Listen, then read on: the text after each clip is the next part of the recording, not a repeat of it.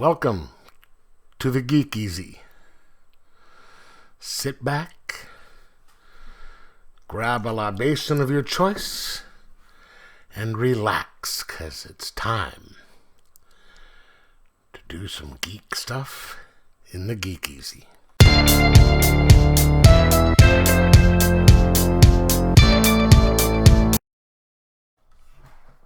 Welcome to the Geek Easy, fellow geeks. Step into the light and grab a beverage of your choice. Because today I will be reviewing, look at this, Spider-Man by Todd McFarlane, which is...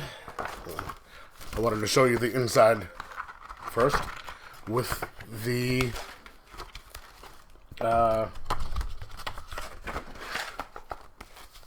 variant cover. Now this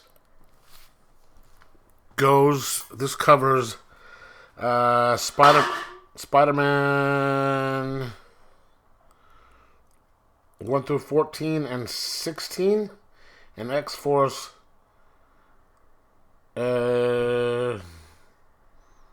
number 4, which came out in 1991. Okay, now this is Todd McFarlane, so this comic came out. These comics came out right before he decided to leave Marvel and go help create Image. And I remember when this first came out, it was he had been working on Spider-Man before as just an artist. But then they gave him his own book.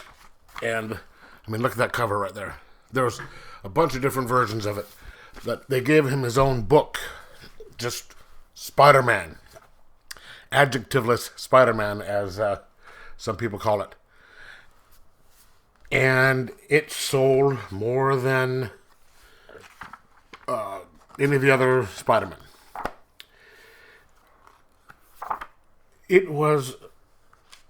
This is as good as I remember it. And look at the art on this. I mean, that man can draw.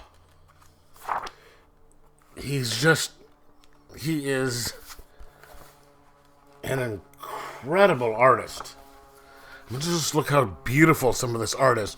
Now, some of the stories may not be, are pretty good. I mean, there are better writers out there on stuff like for comics, but combining his story and his art, it was so enjoyable.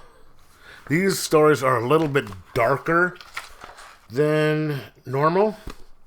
I mean, the first series, the first arc is called Torment, where you have a voodoo priestess who takes control of Doc Connors, the lizard, and he's just killing people, and she's doing it to get Spider-Man's attention in order to try and kill Spider-Man.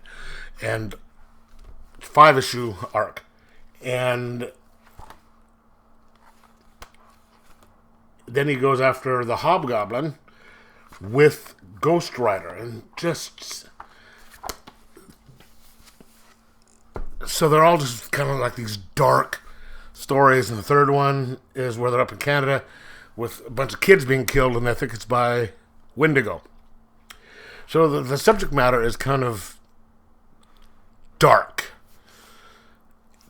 but he manages to keep some light in it, with the witty banter of Spider-Man, where he's going after people. When he's fighting him, he's doing his quips and his, conversations with Wolverine and other people. So there's the humor in the conversations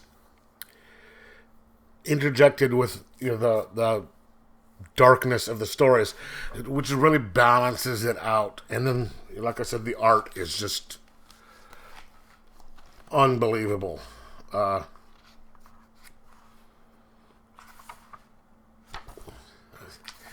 It's just, I mean, and he has a tendency to like way overdo the webs.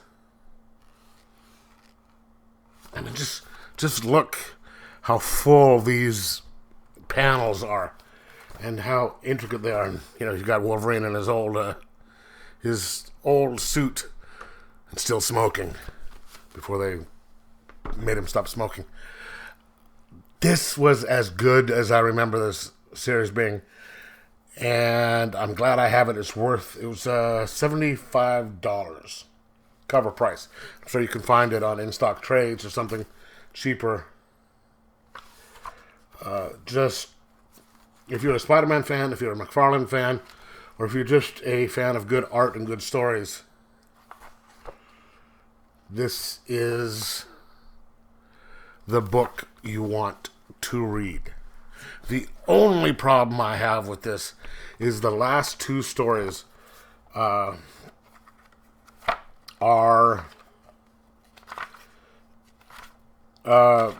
takes place in X-Force, and they're sideways, which really, it's kind of an interesting take. But then when you're trying to read it on this page here, some of the writing gets in the gutter, so you're having to kind of push the pages down a little bit to read it, and that just kind of made me wince. But I've got to recommend this book. I'm going to give it a 4.5 out of 5, just because it was just fun, and you go through it quickly just because you're enjoying it so much. But let me know what you thought of it in the comments below. If you've read either the floppies, or if you have this, let me know what you think. And like, subscribe, and most of all, enjoy your comics.